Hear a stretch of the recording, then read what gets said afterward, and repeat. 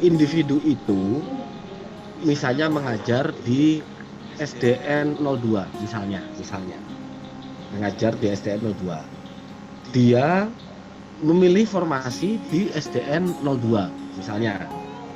Nah, ujiannya bisa saja di SDN 03. Jadi TUK itu tempat ujian itu bukan di sekolahnya masing-masing, tapi sekolah yang ditunjuk yang memiliki capability dan memiliki kemampuan infrastruktur komputer yang bagus dan sudah ditunjuk oleh pemerintah daerah.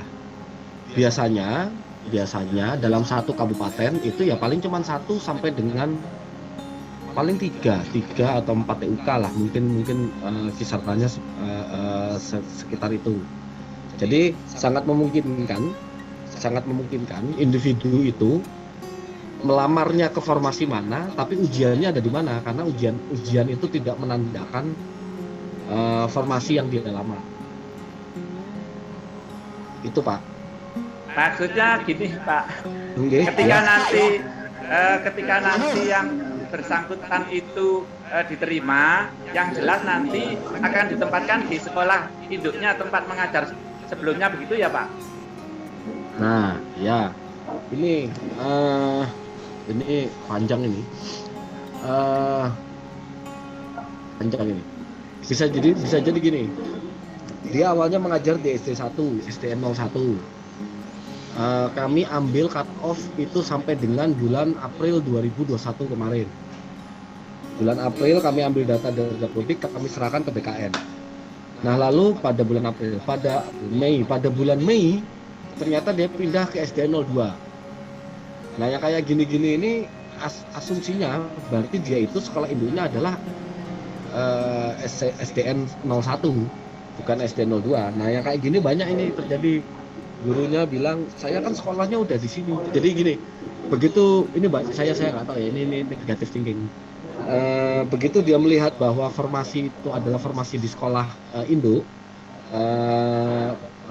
agar mendapatkan formasi gitu kan, rotasi guru di bulan-bulan Mei, April, Mei, Juli kemarin di tahun 2021 itu banyak sekali, sehingga mereka berharap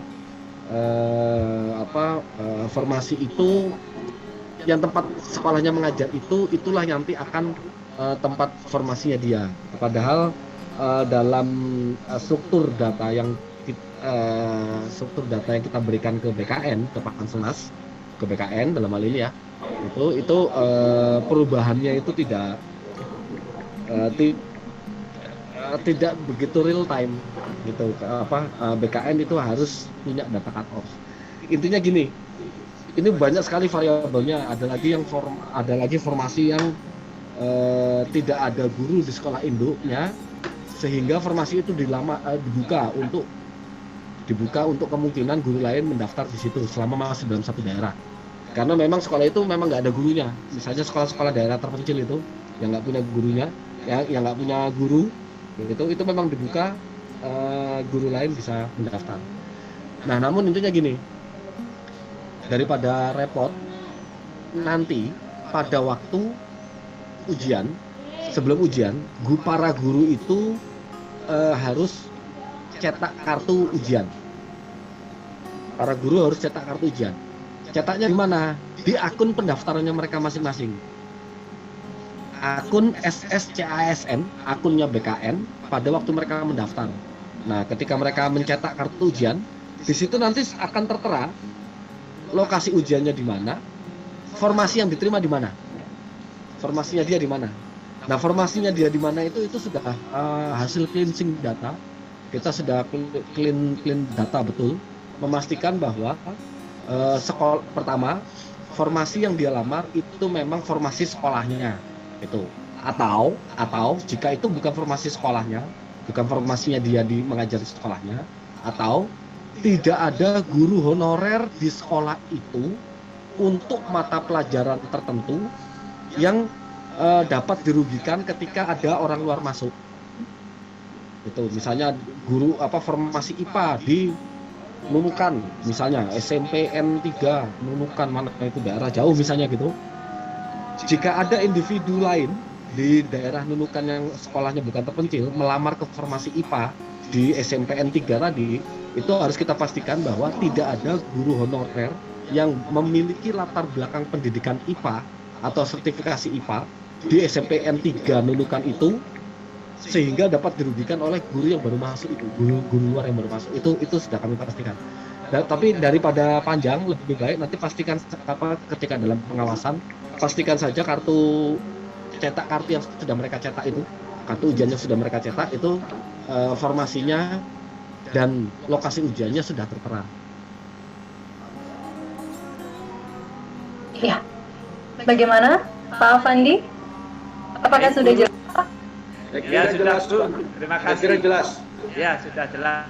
Cukup jelas ya Pak ya, karena sudah panjang lebar ini sudah dijelaskan. Ya. Pak Afandi.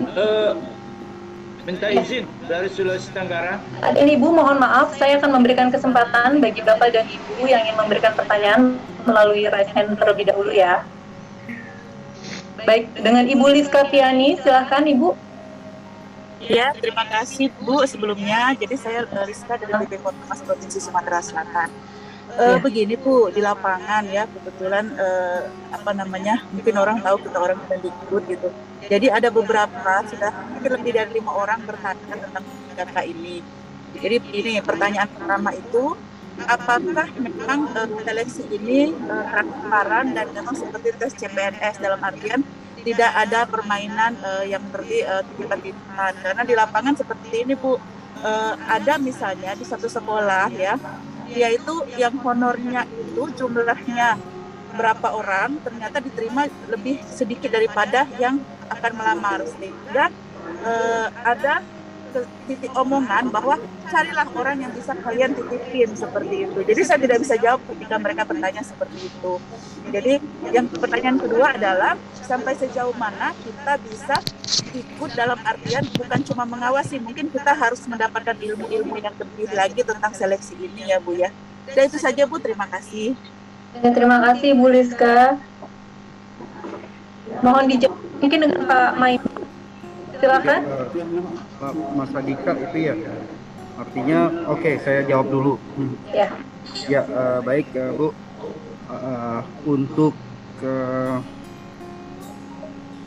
untuk permainan ya kita tetapkan itu.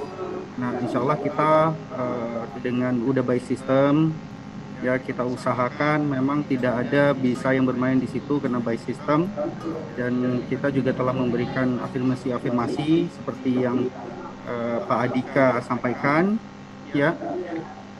Jadi kalau ada, memang kita mendengar ya selentingan bahwa calon ASN untuk P3K Jakfung Guru ini bisa diurus atau segala macam, itu kabar yang tidak benar, karena ini sudah by system semua. Hanya yang bisa dipastikan, mohon dipastikan kepada guru-guru untuk betul-betul menyiapkan diri, menjaga kesehatan, ya, belajar ya, dan pada saat ujian nanti betul-betul mengerjakan soal-soal yang ada.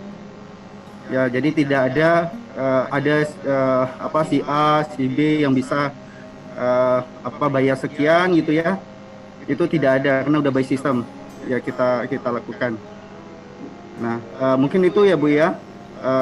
Mohon juga bantuan Bapak Ibu untuk ASN PPPK Jakfung Guru ini tidak bisa bermain gitu ya. Jadi sudah by system kita lakukan.